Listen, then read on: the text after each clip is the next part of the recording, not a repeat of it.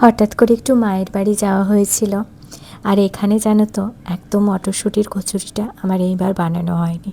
তো আমার দুজন মা, মানে আমার মিষ্টু মা আর আমার মা দুজনই কিন্তু ভীষণ মটরশুঁটির কচুরি খেতে ভালোবাসে এবং অপেক্ষায় ছিল যে আমিও মিষ্টুকে এখানে বলেছিলাম যে বাড়ি যাই, তারপর দিয়ার বাড়ি গিয়ে বানাবো, দিয়াও খাবে তুমিও খাবে। আর দিয়াও অপেক্ষা করে বসেছিল যে কবে আমার মেয়ে আসবে বানাবে।